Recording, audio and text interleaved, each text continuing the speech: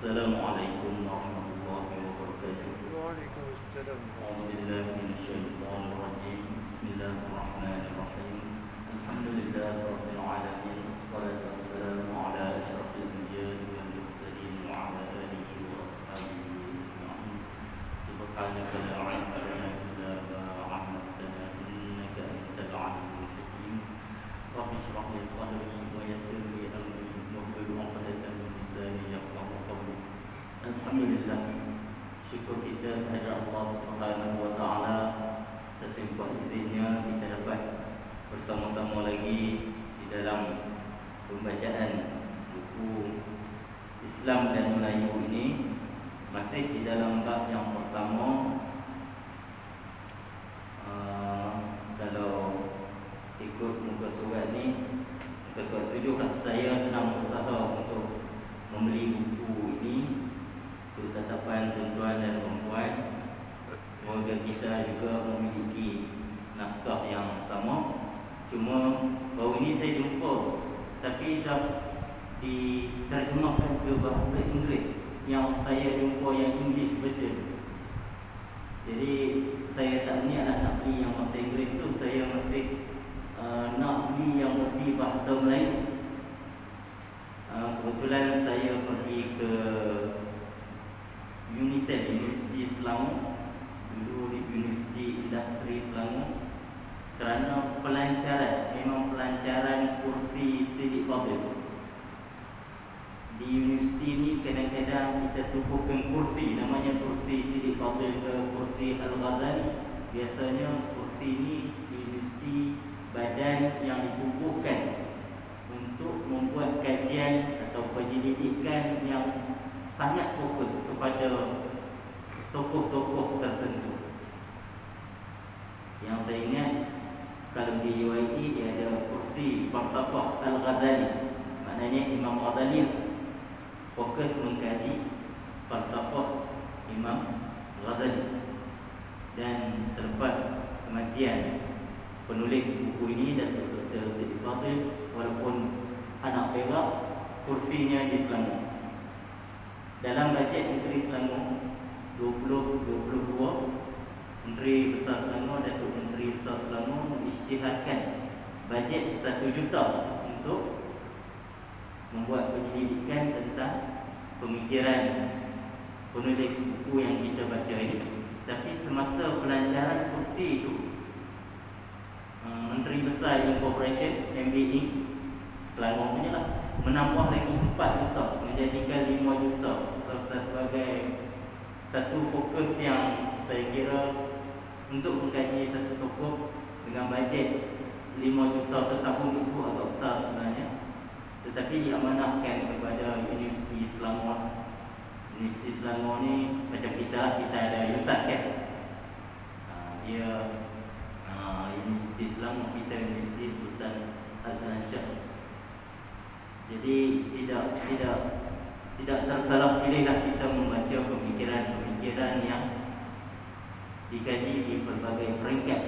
Dan pada 26 bulan Februari, beberapa hari yang lepas, Dewan Dakwah Indonesia menganugerahkan tokoh dai internasional kepada almarhum. Jadi dakwahnya bukan sekadar dirasai di negeri Perak sebagai ahli Majlis Agama Islam Perak selama 20 tahun, juga sampai ke negara jiran dan negara-negara yang lain. Itu buku terjemahan bahasa Inggeris itu untuk capai pembacaan kepada pembaca-pembaca yang sering membaca atau menulis di dalam bahasa Inggeris. Jadi muka surat ke-7 ini masih dalam bab yang pertama, di bawah subtopik pembinaan watak bangsa. Jadi kalau kita tinggalkan bulan lepas itu, penulis menekankan bahawa setelah negara-negara Asia ini mencapai kemerdekaan, bangsa-bangsa Asia ini memperkukuhkan jati diri masing-masing. Ya, bangsa Asia kita banyak dijajah. Jepun walaupun kuat, dia pernah dikalahkan melalui penggunaan bom atom. Dan bangsanya Jepun ini, dalam tempoh 25 tahun mereka bangkit menjadi bangsa yang baru. Selepas pemusnahan Hiroshima dan Nagasaki dan mereka menyerah diri di berbagai tempat tanah jajahan mereka, mereka hanya mengambil masa 25 tahun untuk bangkit semula. Kita tahu kan? Jadi itu Jepun, itu juga China. Dan kita tengok sekarang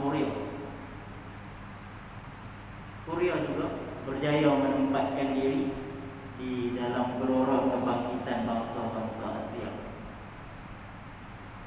Bangsa Thai, siaplah kita pengisian. Bangsa Melayu, bangsa Thai ni tak begitu banyak, dia 70 juta rakyat Thailand. Yang Thai itu mungkin 60 juta, tapi Melayu ni banyak. Bagaimana watak kita? Rumpun Melayu ni banyak. Indonesia ada lebih 200 juta. Rumpun Melayu lah, campur Jawa, Bugis, Mendeng-deng ke apa lagi kawasan Teluk, Rawak. Tapi rumpun Melayu lah. Di Malaysia ada jutaan juga. Di selatan Filipina ada 5 juta, di selatan Thai ada 5 juta. Jadi kalau kita dengan bangsa Thai itu banyak kita. Jadi dalam gelora kebangkitan bangsa-bangsa Asia ini, penulis menekankan keupayaan bangsa kita untuk menyumbang manfaat kepada keseluruhan pembangunan sebagai esensi atau kualiti utama bangsa kita sebagaimana yang disyaratkan dalam agenda pemerkasaan bangsa. Jadi bangsa ini nak diperkasakan bagaimana? Penulis memulai dengan bangsa kita yang sudah diislamkan sebagai pembawa misi rahmatan lil alamin. Adakah kita menjadi bangsa yang menjadi rahmat kepada orang lain, atau kita menjadi punca bala kepada orang lain? Sekarang kita tengok perang terbaru pecah di di sebelah sana, kita kata Rusia Ukraine. Bangsa dia sama, bangsa Slav, bangsa Slav. Rupa lebih kurang sama kan, nama ejaan dia berbeza. Perdana presidennya dua-dua Vladimir. Seorang Vladimir Putin, seorang Vladimir Belarus. Nak sebut pun susah. Tapi bangsanya rumpun bangsa sama, bangsa Slav. Tapi mereka satu dikatakan cuba mengembangkan pengaruh Eropah Barat, sedangkan Rusia ni dia menguasai lama ada di sebelah Eropah Timur. Yang suku-suku sini ni lebih maklum. Rusia ni dia pewaris Soviet Union yang mengetuai blok komunis satu ketika dulu. Kalau kita ingat apa, Jerman Timur, Jerman Barat yang berjaya disatukan. Eropah ni pun pelik kan? Jerman Timur, Jerman Barat bersatu. Czechoslovakia apa pecah? Republik Czech satu kan? Slovakia satu kan? Apa dulu ada negara Yugoslavia, Croatia, Serbia, Montenegro, Bosnia dan Herzegovina, lagi Macedonia, Kosovo. Semua kawasan-kawasan tu duduk Yugoslavia. Bila berpecah, Kosovo kan, bila berpecah mereka menjadi negara-negara kecil. Hilanglah kekuatan Yugoslavia. Satu ketika dulu dikatakan dia negara keempat terkuat di Eropah. Tapi warisnya Serbia paling besar sekarang. Sebuah minat bersepak apa kenapa? Red Star Belgrade. Kalau orang muda ni dia minat apa? Jadi adakah bangsa kita ini mampu membawa misi rahmatan lil alamin, dan kita berjaya menempatkan bangsa kita Melayu ini, Melayu Islam ini, yang terdiri daripada pelbagai keturunan yang sudah kita satukan sebagai Melayu, yang kita katakan Bugis, Jawa. Kalau di Penang, kita ada mamak lagi kan. Mamak Penang pun semua kira Melayu lagi, isi korang semua tulis Melayu. Jadi keturunan Melayu dalam arti kata kebangsaan kita. Bukan sangat lagi dikatakan melalui keturunan darah kita. Itu yang mula-mula tu disebut apa? Bangsa Batak tu. Batak ni bangsa semua. Dia ada kaum semua. Kapak bukan sebarang kapak. Kapak dibuat pembelah kayu. Batak bukan sebarang Batak. Batak sudah masuk Melayu. Bila dia di-Islamkan. Tok Puan saya Cina masuk Islam, dia kata masuk Melayu. Jadi, adakah kita ni menjadi penyumbang dan berjaya menempatkan diri kita di dalam misi pensejahatan atau orang kata globalisasi? Kita boleh tak menjadi global player dalam pelbagai bidang? Jadi kita sebagai pewaris tanah ini, kita harus mampu menjadi seperti ungkapan atau sabda junjungan Nabi, al-yadul ulya khairun min al-yadis sufla. Tangan yang di atas itu lebih baik daripada tangan yang di bawah. Kita ni pun dan disambung lagi, wal yadul ulya al-munfiqatu wal yadus sufla was-sufla as-sabilatu. Tangan di atas itu simbolik kepada yang memberi. Tangan yang di bawah itu adalah simbolik kepada yang meminta. Jadi kita ni nak jadi bangsa pemberi atau bangsa peminta. Itu pilihan kita. Kita ni nak jadi bangsa pemberi atau bangsa peminta. Jadi Nabi mengisyaratkan, Nabi kata khairun min. Tangan yang memberi lebih mulia, lebih baik daripada tangan-tangan yang meminta. Jadi kita bolehlah merenung diri kita, adakah apa yang tertulis atau diperuntukkan dalam perlembagaan tentang hak istimewa orang lain ditulis oleh penulis dapat dijustifikasikan untuk suatu jangka tertentu, untuk atau sebagai usaha pembelaan terhadap golongan yang diabaikan sepanjang abad-abad masa lalu.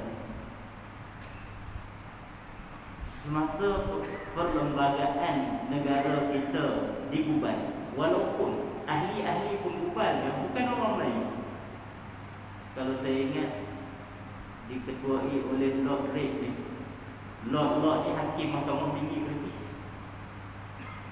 Lepas tu Sir Ivor Jelly, Sir William McKell daripada Australia, daripada British 2, Australia 1, Hakim Abdul Hamid dari Pakistan, B. Malik daripada India. Sebab India Pakistan dulu juga adalah tanah jajahan British. Dia ada nama jawatan kuasa. Saya pun ingat tak ada wakil-wakil Sultan Melayu, wakil-wakil Melayu ni. Wakil British betul-betul merendah pada kita. Dia tak bagi can kita masuk. India Pakistan ada masuk. Jadi walau apa pun yang tertulis dalam tu, walau ahli pembubalnya bukanlah orang-orang Malaysia, tapi tetap dimasukkan keistimewaan orang-orang lain. Tapi adakah penulis mempersoalkan, adakah kedudukan istimewa itu kita akan gunakan selama-lamanya sebagai tongkat atau sebagai pembela kepada bangsa Melayu yang diabaikan selama berabad-abad semasa penjajahan? Kita selesa tak jadikan hak istimewa itu sebagai tongkat? Barangkali kita selesa, ya, kita suka. Tapi sampai bila kita nak bertongkat? Saya ada seorang kawan, dia pakai tongkat. Dia pakai tongkat. Lepas tu dia nak jadi calon pilihan raya. Nunggu kawasan kampung saya tu, ada orang yang beritahu dia, kalau calon pakai tongkat ni orang tak suka. Tengok pun tak ada kaya calon berjalan seng, dia lempar buah tongkat dia. Dia buang tongkat. Dia kata aku nak jalan tegak tanpa tongkat. Sampai sekarang dia jadi YB. Tiga term ke 2 term dah dia menang. Saya jumpa dia akhir dalam tahun lepas masa akademik dia. Tak ada tongkat semua. Sebelum tu dia tongkat. Jadi tongkat ni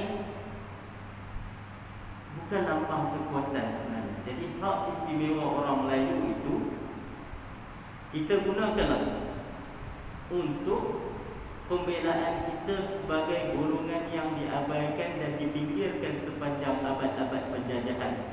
Tetapi andainya umat Melayu terus-menerus bergantung kepada peruntukan hak istimewa tersebut selama berdekad-dekad, dikhawatiri membawa kesan pencitraan Melayu ini sebagai bangsa yang kurang upaya, selamanya bergantung kepada subsidi dan kuota dan hak istimewa. Itu pilihan kita. Kita nak membantu bangsa kita ni bangsa meminta-minta atau bangsa yang memberi. Itu pilihan kita. Hakikatnya setelah 50 tahun masa buku ini ditulis kita 2012. Maknanya kalau sekarang patut baca 60 tahun.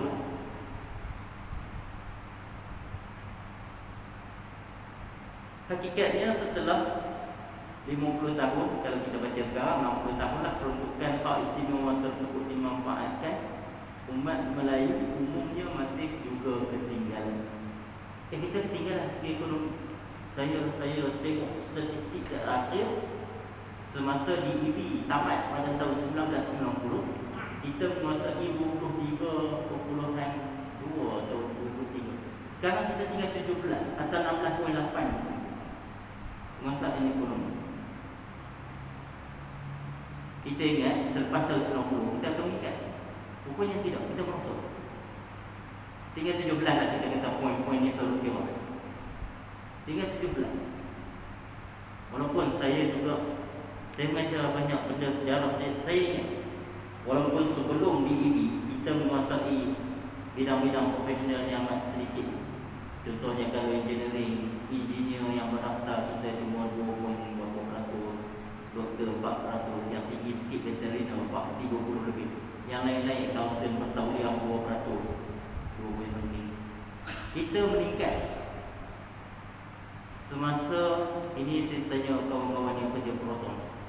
Semasa Jepun meninggalkan Mitsubishi Motor meninggalkan Proton, vendor Melayu ada berpuluh-puluh. Sekarang tinggal tak banyak. Tambahan pula Proton diambil alih oleh GE kan. Majority shareholder dia GE Corporation yang juga membeli Volvo. Itu kawan-kawan kita beli X70, X50 cantik-cantik tu kan. Dia bawa masuk model macam Volvo. Saya nak dia tulis, kalau kita cakap high Proton, dia balas. Dia boleh cakap begitu. Siapa yang beritahu? Jadi pemberian subsidi secara terus itu barangkali tidak dihargai juga. Selepas Mitsubishi Motor balik, pohon kita jual semua. Saya ada staf-staf Proton bagi tahu. Kita memang banyak vendor Melayu bekalkan pintu, bekalkan dashboard dan sebagainya untuk komponen-komponen kenderaan. Tapi terjual juga. Tinggal tak berapa banyak.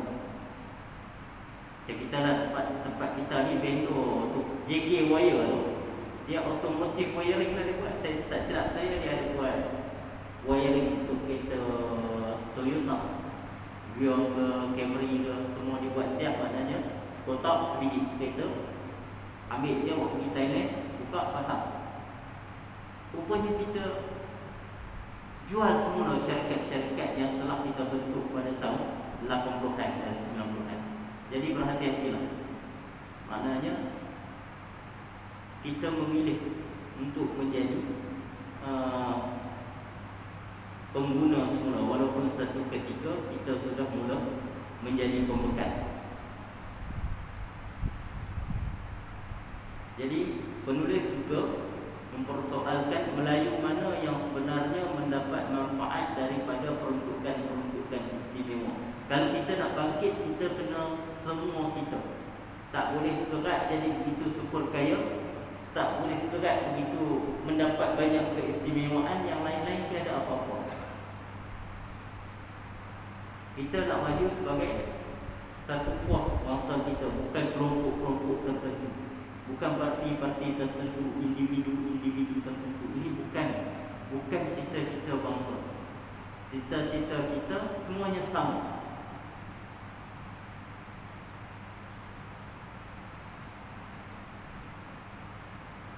Jadi penulis memperingatkan kita, janganlah kita ini menjadi bangsa yang seolah-olah OKU lah, terpaksa bergantung kepada subsidi itu dan ini. Jadi untuk membina citra bangsa yang selayaknya, ciri-ciri bangsa kita yang selayaknya, kita memerlukan agenda yang serius, lagi bijaksana, untuk dilaksanakan dengan komitmen dan kejujuran serta integriti yang tinggi. Dan kita mesti menghindari kemungkinan berulangnya amalan memperkayakan keluarga dan kroni atas nama bangsa. Jangan kita nafikan, memang kita pernah melakukan, kita pernah memberi sebanyak-banyaknya, tapi manfaat balik tak kepada bangsa. Contohnya syarikat Renung yang sekarang kat Tapak Road tu ada apa? UEM Agenta, UEM Sunrise, macam-macam. Dulu di bawah satu syarikat konglomerat yang saya sangat-sangat terkenal, saya kira, nama dia Renung Corporation. Memang ini dia ada juga kontroversi dia bila dia punya channel tu bercerai dengan isteri dia. Itu penyelesaian perceraian orang lain tertinggi pada waktu itu. Dia kena bayar ke bini dia 16 juta. Sebab dia ambil banyak. Kalau kita disuruh bayar 160,000, tak tahu nak cari mana. Jadi itu sejarah kita. Banyak lagi syarikat-syarikat Bumi Putra. Malaysia Airlines pun di mana sekarang? Tidak mampu. Kalau segi bisnes, dikatakan Malaysia Airlines selepas MH370 dan MH17 ditembak dan hilang. Kalau segi teknikal, emas dah boleh bergerak sebenarnya. Tapi oleh kerana bantuan daripada kerajaan, emas bertahan. Tak ada syarikat penerbangan yang mampu menghadapi dua krisis yang terlalu besar dalam masa yang agak singkat. MH370 kekal menjadi misteri penerbangan terbesar di dunia sepanjang masa. Tak ada siapa boleh lawan. Dan MH370 penembaknya baru sedang dibicarakan di detik Belanda. Dan peperangan di Ukraine itu di kawasan-kawasan itu juga. Saya nak tanya satu, apa manfaat perang di Ukraine kepada kita? Dia ada dekat sekeliling kita dengan orang apa? Kawasan itu pengeluar utama minyak bunga matahari.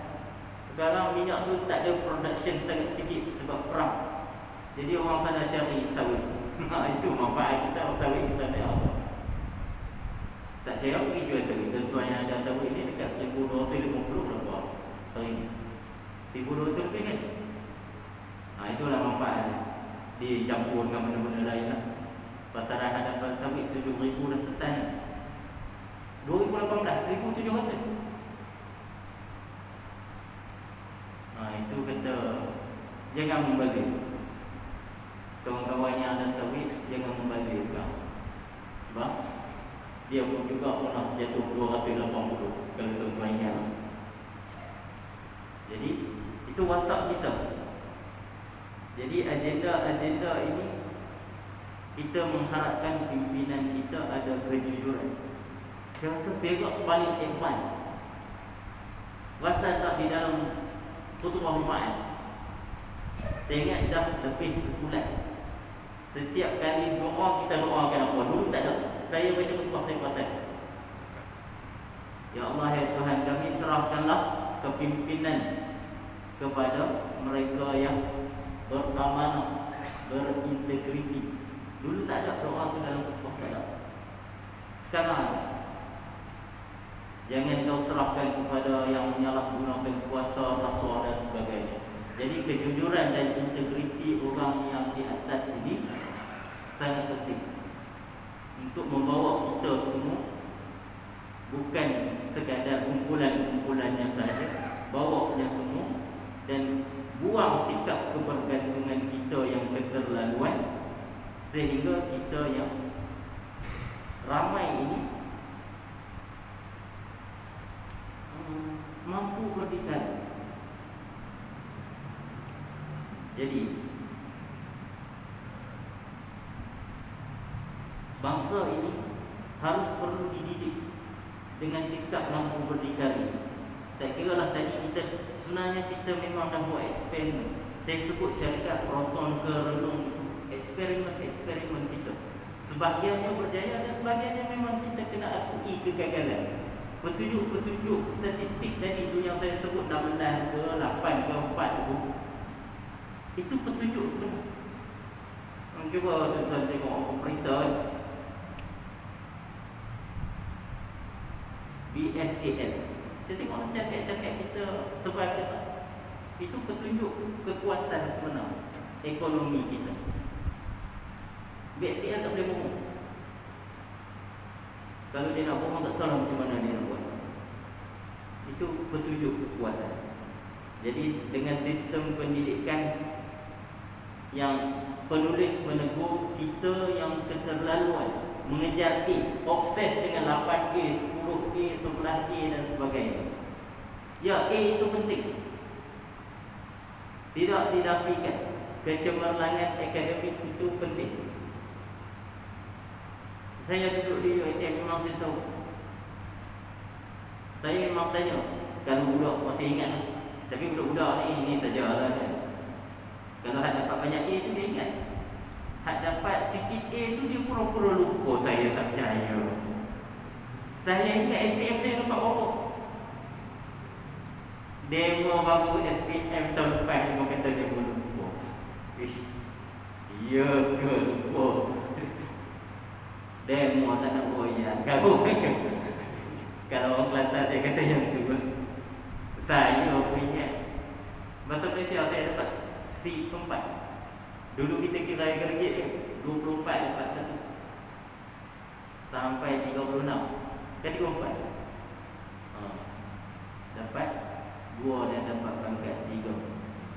SRT pun saya ingat, saya batch terakhir ambil SRT. Orang jangan duk menipu tu, tak ingat SPM kamu torpen. Jadi itu nak sebut pasal A. Memang kecemerlangan akademik itu penting, tapi kalau kita keterlaluan mengejar A, itu bukan tujuan pendidikan. Tujuan pendidikan adalah ilmu pengetahuan. Cuba tengok anak-anak kita yang dapat 8, 10 A. Kalau betul dia pendidikan Islam A, subuh dia bangkit awal sikit lah. Dan betul-betul kita akui lah. Kita akui. Adakah anak kita yang catat A dalam pendidikan Islam? Apa? Yang sekolah menang tu dia panggil UPKK, Serat. Lepas tu di dalam PMR ada lagi apa, pendidikan Islam dan apa, ditulis di sikit UPSR apa, dulu PMR lah, sekarang PT3. Jalur juga telah lulus apa, ujian amali ya. Al-Kafar, Fardu Ain. Adakah dia membagi kita? Kita jangan pandang orang lain, kita pandang anak-anak kita, cucu-cucu kita. Adakah A dia tu sepadan dengan apa yang dia tunjuk perangai dia kat rumah atau dengan kita seharian? Jadi A yang tertulis di atas kertas itu sepatutnya diterjemahkan sama dengan perangainya A di depan kita secara amali. Jadi kita tak perlulah nak mengukur orang lain. Kita rasa kita boleh ukur apa yang berlaku di hadapan kita, iaitu anak-anak kita sendiri.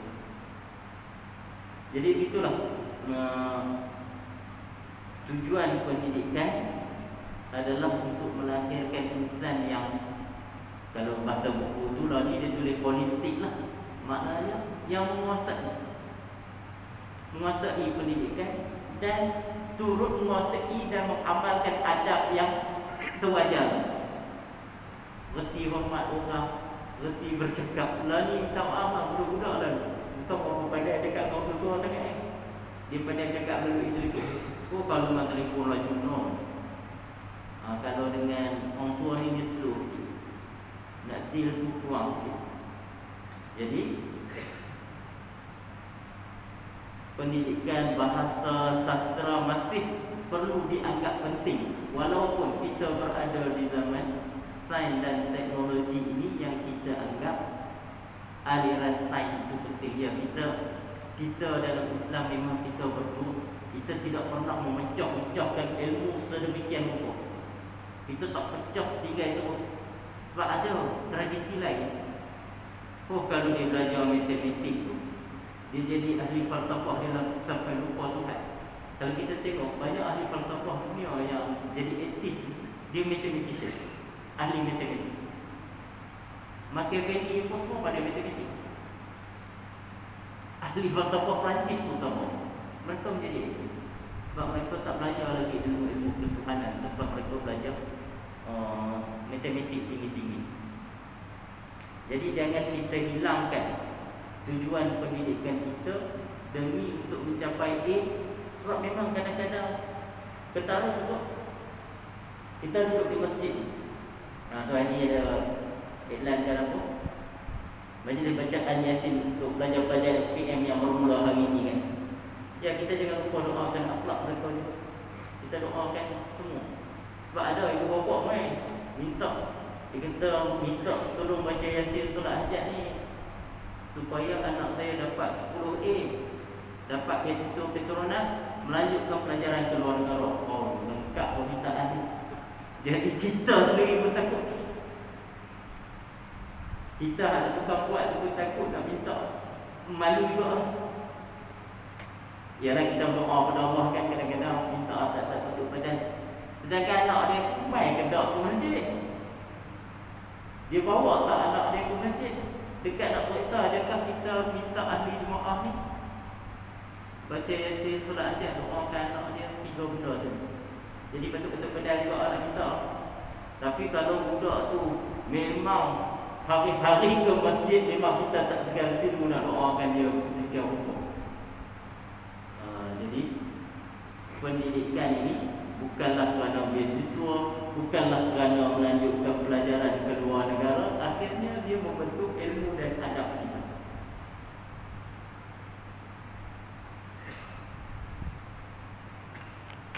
Jadi penulis teruskan dengan pendidikan secara umum. Akhirnya dia kata dalam budaya Melayu ini dia ada satu perkataan, kita memerlukan pemugaran idealisme orang budiman. Budiman ni apa dia?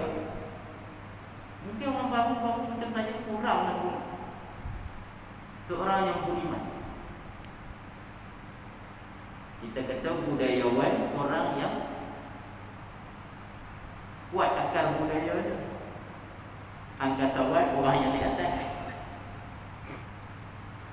Tapi kalau budi, kita tak kata budiman, kita kata budiman. Ada perkataan budi kat sini.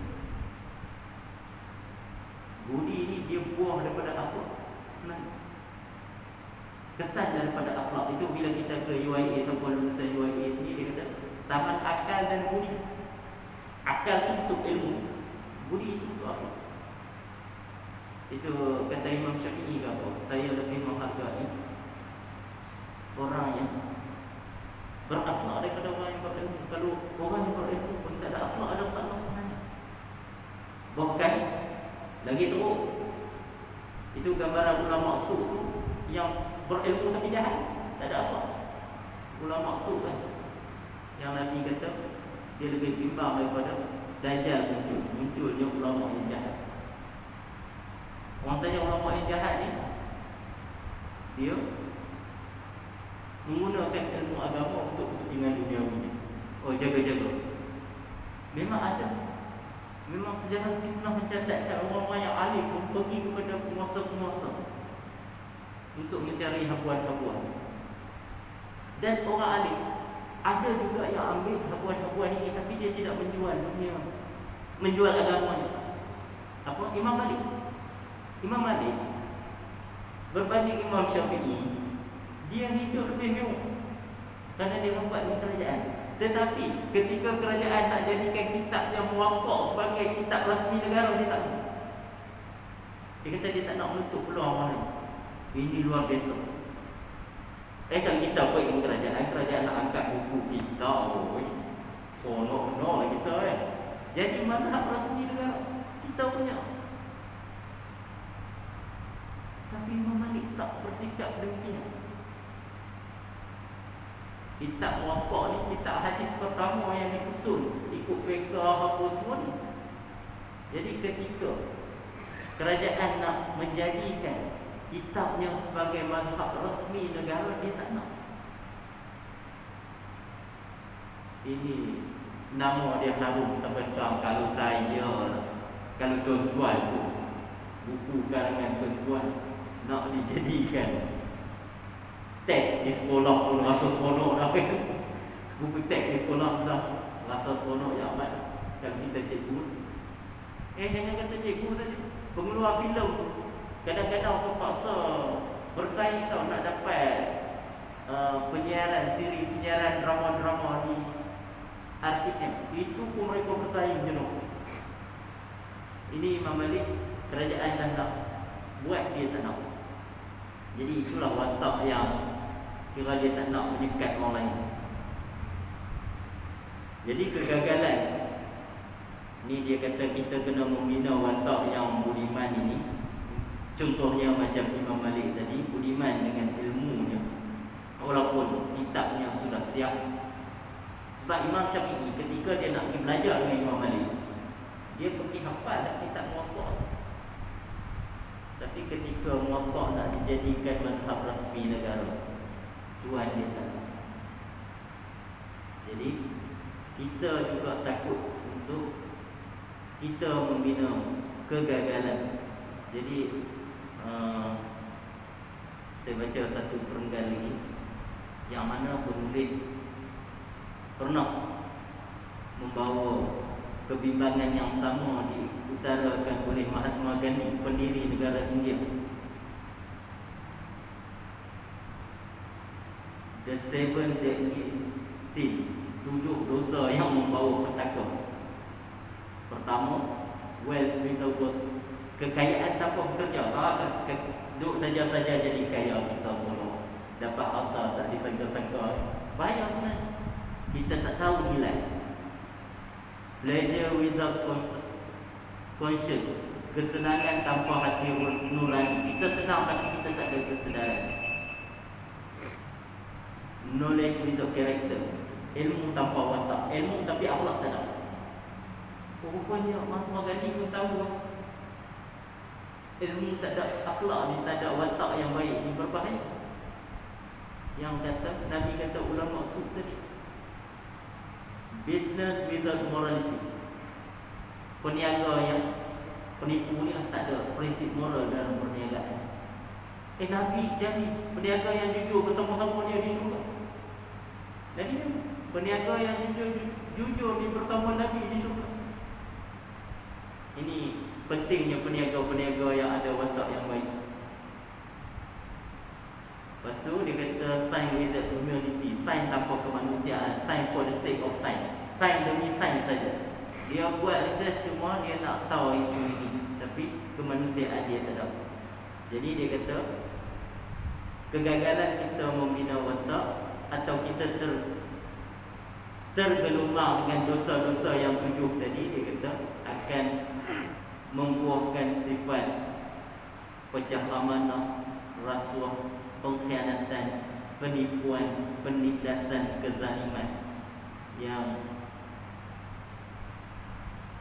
kini berleluasa dan semakin diterima sebagai hal yang normal dan biasa. Kita jangan biasakan yang salah. Buat kata orang lain pun, biasakan yang betul dan betulkan yang biasa. Jadi saya nak berhenti kat situ. Kita boleh sambung lagi hujung bulan ni, ada satu lagi sebagai penutupnya. Pada hari ini, watak bangsa kita ini kita perlu perkukuhkan seperti mana kukuhnya selepas kita datang yang Islam. Pinjam kata-kata Sayyidina Umar, nahnu qaumun a'azzana Allahu bil Islam. Kami ini kaum atau bangsa yang Allah muliakan dengan agama Islam. Begitu juga kita. Tak kira Melayu, apa keturunan bangsa Bugis ke apa ke, Allah muliakan kita dengan Islam. Kalau kita tinggal seinci, kita hina seinci. Kalau kita tinggal sekaki, kita hina sekaki. Kalau kita tinggal semuanya, kita hina sehina-hina. Jadi kita sudah ada bekalan. Kalau kita tinggalkan bekalan kita baliklah berjumpa dengan Allah. Kita nak jawab apa dengan